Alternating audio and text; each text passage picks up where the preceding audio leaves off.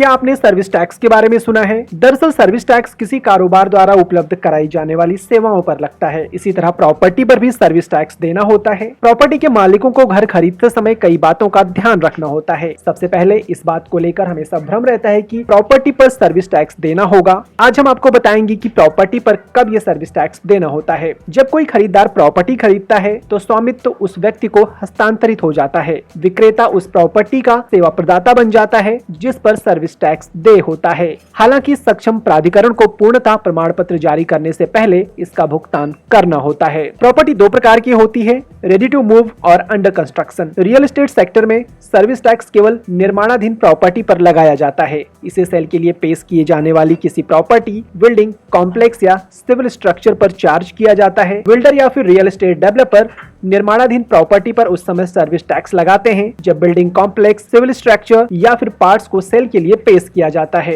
तो वहीं दूसरी तरफ ready to move in property पर किसी भी तरीके का सर्विस टैक्स दे नहीं होता। इसका कारण है कि प्रॉपर्टी डेवलपर ऐसी प्रॉपर्टी बेच रहा है जो पूरी तरह बनकर तैयार हो चुकी है या प्रॉपर्टी के खरीदार को कोई सेवा प्रदान नहीं कर रहा। प्रॉपर्टी के लेन देन पर उच्च कर लगते हैं और करदाताओं को कर बचाने के कई अवसर प्रदान करते हैं। इसलिए यह सलाह दी जाती है कि किसी भी प्रॉपर्टी को खरीद बेच से पहले किसी पेशेवर से टैक्स संबंधी सलाह जरूर लें।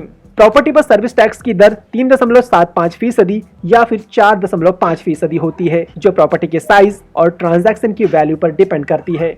सिंगल ओनर वाली स्टैंड अलोन रेसिडेंशियल बिल्डिंग की सेल पर सर्विस टैक्स से छूट है। इसके अलावा कम कीमत वाले घर जिनका कारपेट एरिया 60 स्क्वायर मीटर तक का होता है, इसमें हाउसिंग प्रोजेक्ट भारत सरकार के हाउसिंग मंत्रालय द्वारा बनाई गई स्कीम ऑफ अफोर्डेबल हाउसिंग के तहत कंपोनेंट अथॉरिटीज द्वारा मंजूरी होनी चाहिए।